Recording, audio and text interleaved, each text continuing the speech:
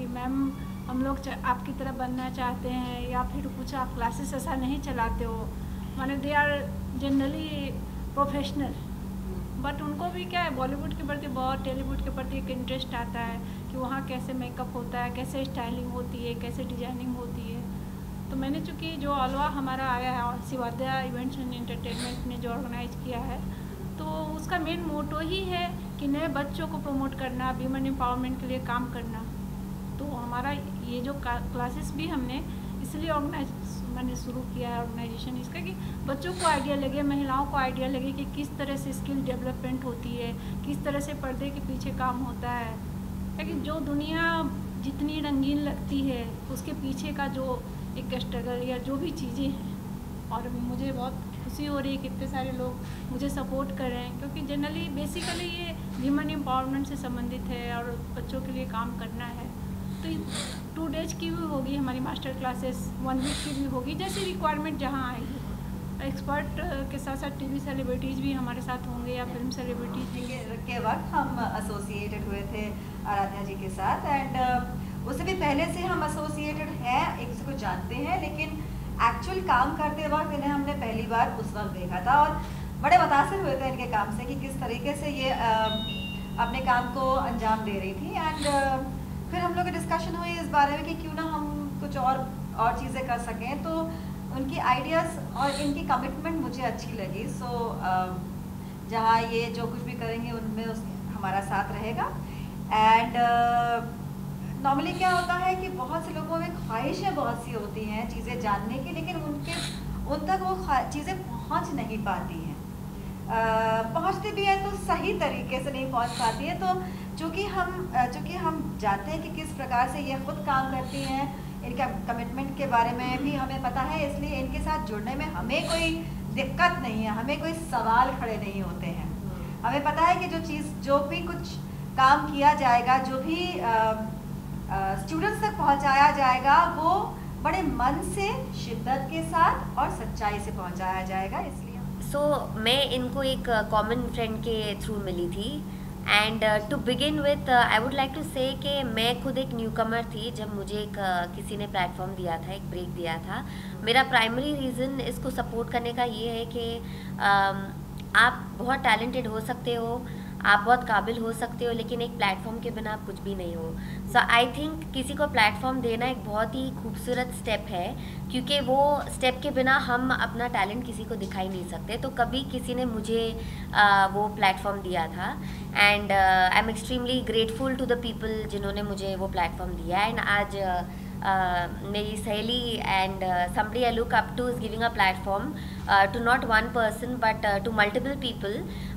और एक चीज़ में नहीं, पूरा एक from designing to grooming to बहुत सारी चीज़ें इन्वॉल्व होती है। सो आई डोंट थिंक कोई इतना दिल से जो चीज़ों के पीछे वो खुद भागना चाहते हैं, वो चीज़ों को थोड़ा सा साइड में रख के किसी और को प्लेटफॉर्म देने का सोचते हैं। So that's why I am here to support her. क्यों दे रही हूँ? मैं खुद एक बहुत ही छोटी सी जगह से आती हूँ, अहरौरा, जिसका शायद किसी ने नाम भी नहीं सुना होगा। बनारस का नाम सब लोग जानते हैं, बट ये कुछ बनारस से बहुत इंटीरियर पे है। और मैं हिंदी मीडियम से पढ़ी हूँ, जहाँ पे हमें लाइट्स नहीं मिलती थी, लेकिन वहाँ पे मैंने सपने देखे कि मुझे एक जगह पे पहुँचना है। तो जब हम सपने देखते हैं तो हमें रास्ता भी मिलता है। और जब आराध्या जी ने ये चीज़ शेयर किया कि वो न्यू कमर्स को, छोटी जगह से आने वाले लोगों को एक प्लेटफॉर्म देना चाहती हैं, तो मुझे मेरे दिन याद आए और मुझे लगा कि मुझे इनसे ज़रूर जुड़ना चाहिए और नए टैलेंट को एक प्लेटफॉर्म मिलना चाहिए और रास्ता मिलना चाहिए, सही रास्ता मिलना चाहिए एक सही जगह पे पहुंचने के। तो डेट्स हमारे फाइनल नहीं है। मैंने पहले भी वर्कशॉप किए हैं। मैंने 15 डेज में आपको 3 इयर्स का कोर्स पढ़ाया बच्चों को। जैसे NIFD से निफ्ट से बच्चे थे, लेकिन उनका कहना था कि वो उनको कुछ भी जो मैंने सिखाया 15 डेज में उनको, मैंने स्टाइलिंग, उसके अलावा डिजाइनिंग, मेकअप क्लासेस 15 डेज में दिया, साथ में एक छोटा सा फैशन शो भी दिया था। तो उन्होंने कहा कि हमने 3 साल में भी नहीं पढ़ा मैम, जितना आपने 15 डेज में पढ़ा दिया। मेरे पास बहुत सारे कॉल्स आते हैं कि मैम आपकी जो क्लासेस वापस कब होने वाली है। तो मैं ये चाहती हूँ कि बच्चे जो आजकल पढ़ना चाहते हैं, आज इतने पैसे लिए जाते हैं उनसे अलग अलग, क्योंकि आपकी ब्रांडिंग हो चुकी है, तो ब्रांडिंग के नाम पे जो पैसे लिए जाते हैं वो गलत लिए जाते हैं। मेरा मेरा ये कहना है कि आप ब्रांडिंग अपनी करो, लेकिन जितना आप लेते हो बच्चों से उतना उनको दो। नहीं मिलता है उनको, अब चूँकि हमारे पास बहुत सारे इंटर्न की रिक्वायरमेंट आती है, हम इंटर्न को देखते हैं 3-3 साल का कोर्स करके आते हैं, उनको फैब्रिक्स का नॉलेज नहीं है, उनको किसी भी चीज़ का नॉलेज नहीं है, तो कैसे वो मार्केट में सर्वाइव कर पाएंगे। तो चूँकि एज ए डिज़ाइनर मैं भी 20 ईयर से काम कर रही हूँ, अब मैंने भी बहुत स्ट्रगल देखा है। आज मुंबई आना और यहाँ अपना इस्टेब्लिशमेंट करना, खुद से इस्टेब्लिशमेंट करना, तो जो स्ट्रगल मैंने अपनी लाइफ में देखा है, तो मैं जब उन बच्चों को देखती हूँ तो मुझे उनकी आंखों में दिखाई देता है। तो इसीलिए ऑलवा फैशन रनवे का एक सपना देखा मैंने, जहाँ अलग अलग शहर से, छोटे छोटे शहर से, क्योंकि जैसे ही फैशन शो की बात आती है ना, लोग सोचते हैं अरे कैसे मैं पार्टिसिपेट कर सकता हूँ इसमें, क्योंकि बड़े बड़े सेलिब्रिटीज़ हैं, बड़ा स्टेज है, और चूँकि जितने भी फेमस शोज हैं सब में बहुत ज़्यादा पैसे लिए जाते हैं, आप अफोर्ड नहीं कर सकते, मैं भी नहीं अफोर्ड कर सकती। अगर बड़े फैशन शोज की बात देखती हूँ तो वैसी स्थिति में क्या कि हमें कुछ करना चाहिए। अगर हम आगे बढ़ गए हैं तो हमें ज़रूर उन बच्चों के लिए करना चाहिए जो बच्चे आना चाहते हैं, जिनके पास टैलेंट है। अभी जो हमारे जो श्वेता राय जो विनर हुई थी, इतने अच्छे डिजाइन थे, मैं अब पिछला बाकाया बताना चाहूँगी, इतने सेलिब्रिटीज आए थे, पहली बार हमारे सारे सेलिब्रिटीज ने बैठ के शो देखा, पूरा शो देखा। जनरली आते हैं आधे घंटे के लिए, फॉर्मेलिटी के लिए आते हैं और चले जाते हैं, लेकिन उन लोगों ने देखा क्योंकि वास्तव में टैलेंट उन्हें नज़र आया, चीज़ें नज़र आई। आज जया जी हैं या श्वेता है, ये स्वच्छ भारत मिशन के ब्रांड एम्बेसडर, या जिया है, ये लोग बेसिकली मेरे को इसलिए सपोर्ट करते हैं कि मेरे अंदर भी ख्वाहिश है कि जैसे मैं बनी हूँ, मेरे जैसे हज़ारों बने, लाखों बने, और उनके अंदर जो स्ट्रगल है उनको एक प्लेटफॉर्म मिले, सही वे मिले। ताकि हम लोग भी ठगे गए थे मुंबई में, सब जानते हैं कि मुंबई नगरी जो है वो ठगती है, तो हम लोग भी ठगे गए थे। नहीं, मैं नहीं चाहती कि बच्चे जो मुंबई आए वो ठगे। आप अभी मुंबई, सूरत या जहाँ जहाँ मेरे शो लाइनअप है, जैसे अभी दिल्ली में हमारा शो होने वाला है 14 को, 22 तारीख सितंबर 22 को सूरत में है, तो जहाँ से Renu Parikh as a show stopper जा रही है। तो बेसिकली जितने भी सेलिब्रिटीज़ हैं वो मुझे सपोर्ट इसलिए कर रहे हैं क्योंकि उनको मेरी आंखों में, मेरी बातों में सच्चाई नज़र आती है, क्योंकि मुझे वास्तव में करना है। और जितने भी इंडिया के हर कोने में हम पहुंचना चाहते हैं, हर गली, हर चौराहे पे पहुंचना चाहते हैं, माने जहाँ टैलेंट है, जहाँ लोगों को कुछ चाहिए, जिन्हें मुंबई आना, तो एक रास्ता दिखाना चाहते हैं। वो लोग, हम ये नहीं कह रहे हैं मोस्टली कि हाँ भाई मुंबई आके ही वर्कशॉप करो, ऐसा कुछ नहीं है। बहुत सी जगहों पे ऐसे बहुत से लोग हैं जो चीज़ें और सीखना चाहते हैं, तो सीखने में कहीं किसी को रुकावट नहीं होनी चाहिए। मिट्टी का पात्र होता है, उसे गढ़ा जाता है, जो गढ़ने को तैयार है वहाँ पे हम जाने को तैयार हैं। मुंबई हर कोई आके रह के नहीं कर सकता है, कुछ जैसे हम भी किसी वक्त कोरे थे, हमें भी सिखाया गया था कि 2 पैसा साइड राइट हो, 2 पैसा इधर हटो, बेबी का मुंडी काटो। हम डर गए थे, अरे बाप रे बेबी का मुंडी काटो कैसे तो इस तरह की जो बेसिक नॉलेजेस हैं, और साथ ही साथ प्रैक्टिकल नॉलेज, कुछ प्रैक्टिकल नॉलेज होना भी बहुत ज़रूरी है। हम तो फर्स्ट हैंड नॉलेज एक, हम तो खैर काम करते करते सीखे और हमें बहुत अच्छे गुरु मिले जिन्होंने बड़ी पेशेंटली हमें सिखाया, लेकिन आज वो वक्त नहीं है किसी के पास। आज की तारीख में आपको वहाँ आना है और डिलीवर करना है और चले जाना है, तो उसके लिए वो डिलीवरी करने के लिए आपको कुछ ना कुछ बेसिक प्रॉपर नॉलेज होना बहुत आवश्यक है, वरना आप स्टैंड नहीं कर पाएंगे। ऑब्वियसली नहीं अफोर्ड कर पाते हैं, तो इसलिए हम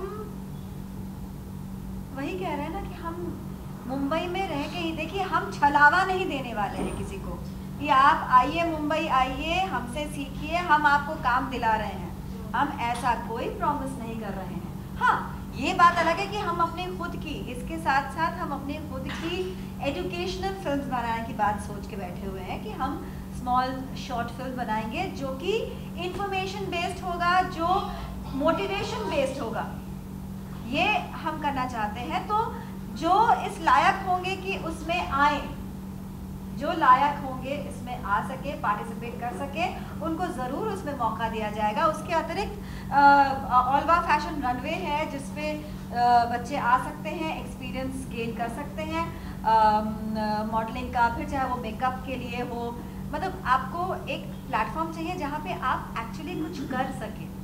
राइट? सिर्फ चाहे वो एक्टिंग हो या मेकअप हो या एज इन द गेटअप हो या स्टाइलिंग हो, सिर्फ सीख के बैठ के उसको एक्चुअल पर्पस में कुछ नहीं लगाने से कहीं ना कहीं जंग लग जाएगा, किसी के काम नहीं आएगा। तो वो इस तरह की प्लेटफॉर्म्स जहाँ पे एक्चुअली आप कुछ कर सको, जहाँ पे हम अपना खुद काम करेंगे, जिसमें हम कोई ये नहीं बोल रहे कि हर एक को वो जगह मिलेगी, जो कर पाएगा, जो उसके लिए लायक होगा, वो अवश्य उसमें पार्टिसिपेट करेगा। उस हमारे पर्सनल शो की बात कर रहे हैं हम, कहीं और जाके उनको काम दिलाने की प्रॉमिस नहीं कर रहे हैं, क्योंकि वो हमारे हाथ में है भी नहीं, होता भी नहीं है actually, frankly speaking, you know. Rural से जहाँ से अगर हमें लगेगा कि पटना से 15 बच्चे हैं और हम वहाँ पे जाके उनको कुछ सिखा सकते हैं तो हम ज़रूर जाएंगे। आप उसकी फीस लेंगे या उनसे फीस लेंगे, कुछ ऐसा? ये डिपेंड करता है कि हमारे साथ कौन है, उन बच्चों के साथ कौन है, और ये एक कोलैबोरेशन है, तो थोड़ा वो आगे बढ़ेंगे, थोड़ा हम आगे बढ़ेंगे और मिलके बढ़ते जाएंगे आगे। And no, it is not going to be very expensive. ये एक हमारा प्रॉमिस है। It's a very nominal thing.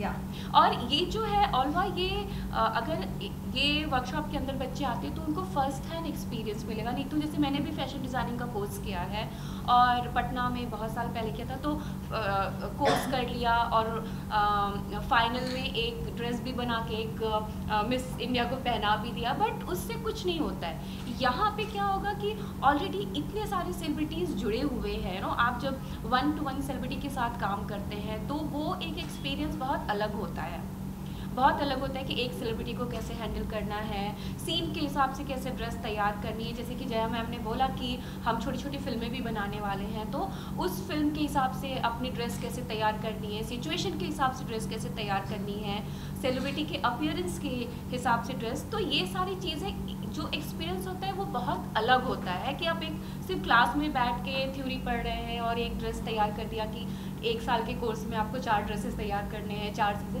वो बहुत अलग एक्सपीरियंस होता है। और एक वर्कशॉप के अंदर फर्स्ट हैंड एक्सपीरियंस सेलिब्रिटीज़ के साथ मिलके 1-to-1 एक वो बहुत ही अलग एक्सपीरियंस होता है। तो हम उन बच्चों को वही एक्सपीरियंस देने की कोशिश कर रहे हैं, रियल एक्सपीरियंस कोशिश कर रहे हैं कि उनको ये सब कुछ A to Z यहाँ पे आके शुरू से लेकर के एक मुकाम तक पहुँचने तक का उनको रास्ता हम दे सकें, ये हमारा कोशिश है। मेरे पिछले शो में भी स्पॉन्सर्स किया था हमने, पटना के जो 2 स्टूडेंट थे उनको फैशन डिज़ाइनर बनना, माने उनको बनना था, लेकिन उनके फादर को चाहिए था कि उसको इंजीनियर बनना है। बच्चे बहुत टैलेंटेड थे। नेहा मेरी बहुत अच्छी फ्रेंड है, नेहा मारदा, उसने कहा मैं बोली चलो ऑडिशन ले लो। तो 3 मॉडल्स पटना से आए थे।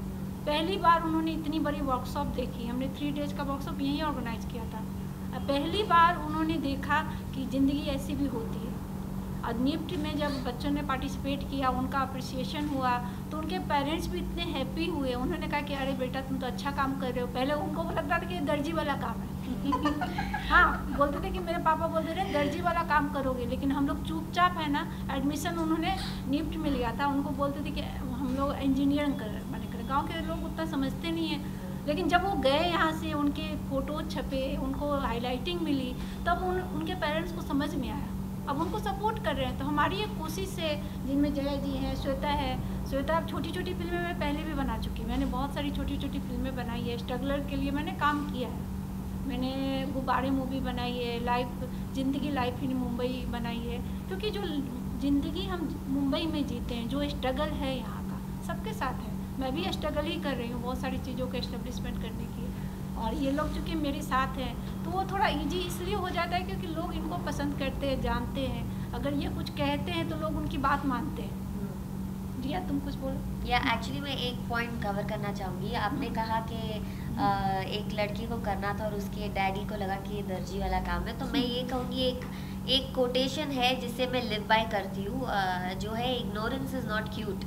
सो हम काफ़ी चीज़ों में पढ़े लिखे होने के बावजूद हम काफ़ी चीज़ों में इग्नोरेंट है।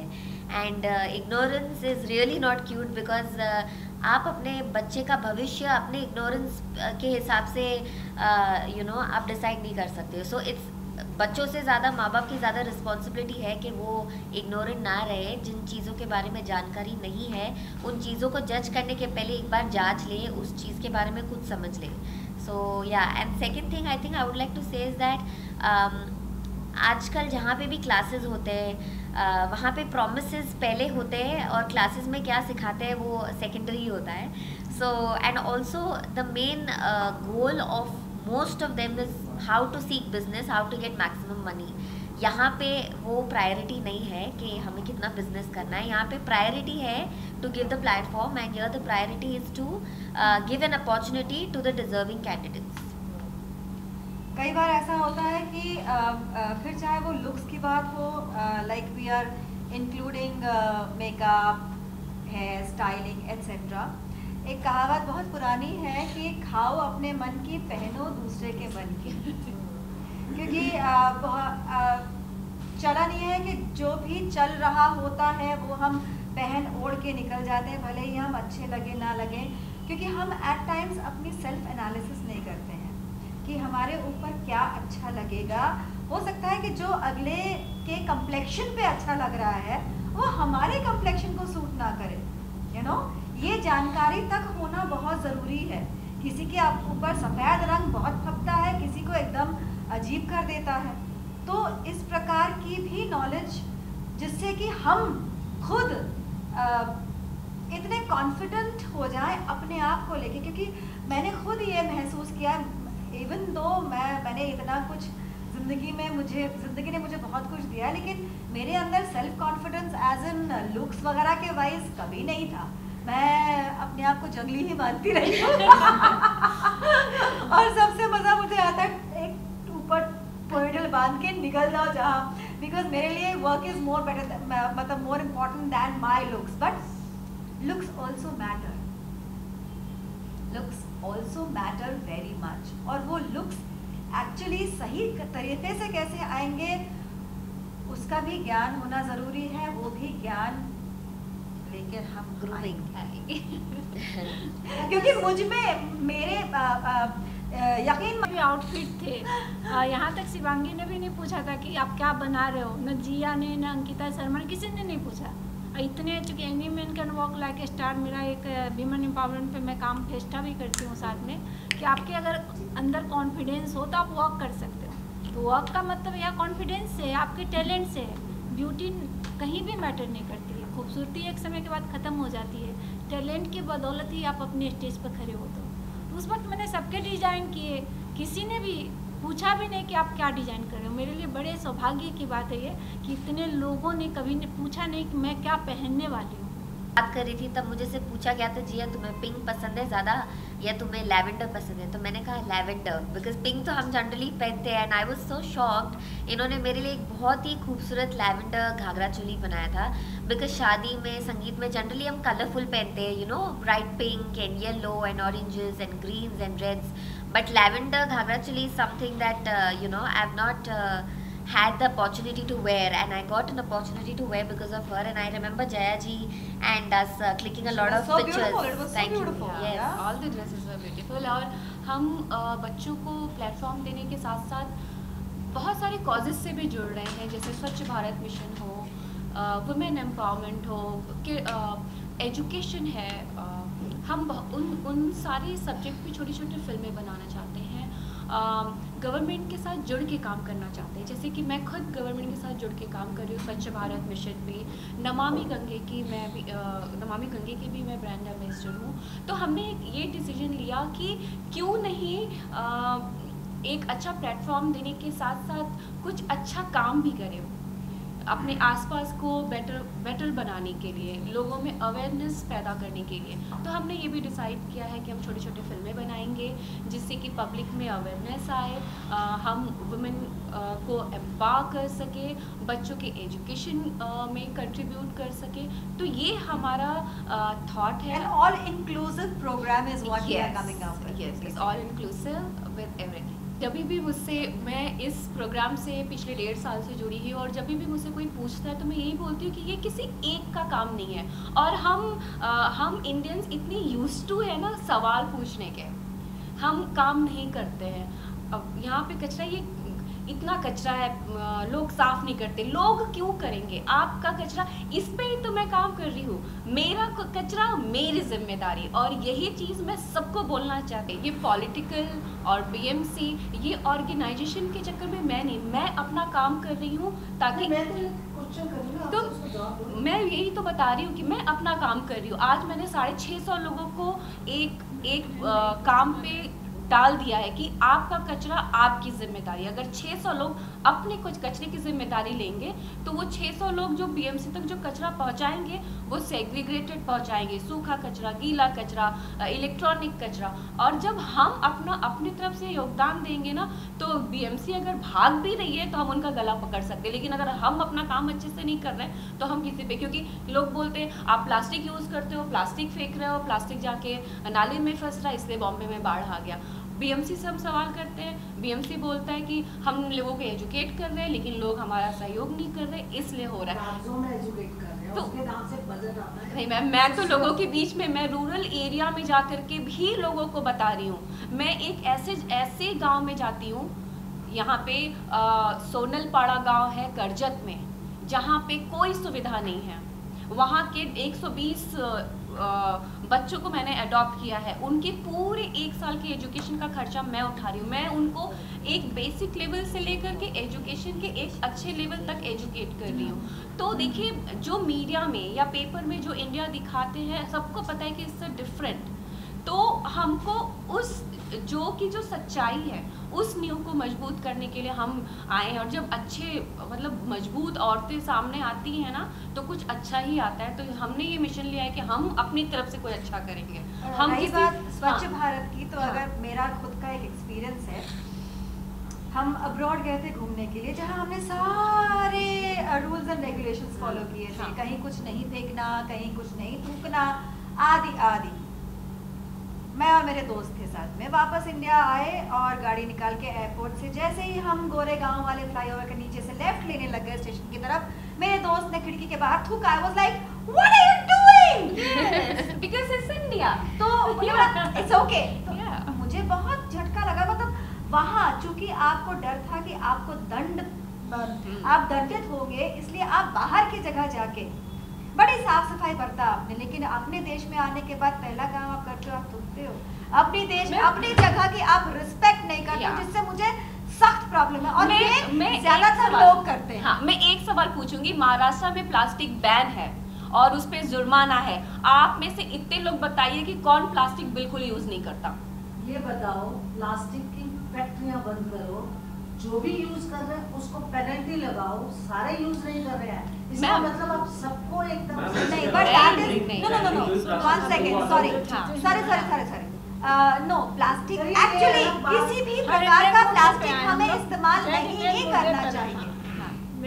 मैं खुद I work with animals, I work for the environment, so मैं स्पष्ट बता रही हूँ सबको कि प्लास्टिक किसी भी फॉर्म में, चाहे वो कुरकुरे का पैकेट ही क्यों ना हो, मत इस्तेमाल करो। घर पे कुछ पका के दे दो बच्चों को भाई खाने के लिए। आप अपने बच्चों का भविष्य बर्बाद कर रहे हो भाई। तो हमारा मुद्दा ये नहीं है कि पॉलिटिकल पार्टी क्या कर रही है, सरकार क्या, पॉलिटिकल पार्टी की बात या बीएमसी क्या कर रही है। हमारा मुद्दा ये है कि हम अवेयरनेस पैदा करने के लिए अपने तरफ से कंट्रीब्यूट कर रहे हैं। हम और अपनी जिम्मेवारी निभाना चाहते हैं, क्योंकि अपने घर परिवार से अलग भी एक दुनिया होती है। अगर आप 2 बच्चों का भी जीवन संवार सकते हो, अगर 2 महिलाओं में भी कॉन्फिडेंस पैदा कर सकते हो, तो ये बड़ी बात है। बड़ी बात। एक्चुअली ऑल इन ऑल हम सब अगर मिलके ये साथ में जिम्मेदारी ले, मतलब ये चलो तुमको अलाउड कर दिया ये काम, तो अब ये तुम्हारी जिम्मेदारी है। I think the responsibility should start with us, even though somebody is being paid for doing something. I am saying if we want to make a difference, let's start from us. हमें देख के अगर 5 जन के बदले 2 भी जन influence हो गए, because being actors we have some influencing power, so we would like to use it in a good way. Like I chat with my fans sometimes online, and they ask me, what do you do if you are traveling, आप car में कहीं पे जा रहे हो, कहीं out of station जा रहे हो, so आप जो चिप्स का पैकेट खाते हो उसका क्या करते हो? तो मैं कहती हूँ मेरे कार में एक बड़ा सा बैग है जिसके अंदर मैं सब कुछ डंप करती हूँ। I do not throw things outside, and I have fans who follow it. So I would like to say, blame करना ये इसकी रिस्पॉन्सिबिलिटी, उसकी रिस्पॉन्सिबिलिटी, ब्लेम करना बहुत आसान है। I am just saying that let's come together, जितना हम अपने तरफ से 100% दे सकते हैं, लेट्स जस्ट डू इट। दूसरे का हम रिस्पॉन्सिबिलिटी ले नहीं सकते, and we shouldn't spoil our space because of what others are not doing is right. Do your bit, instead of you know thinking वो नहीं कर रहा है तो हम क्यों करें, do your bet. And I think अगर सब अपना अपना जिम्मेदारी निभाएंगे तो दुनिया बेहतर हो जाएगी।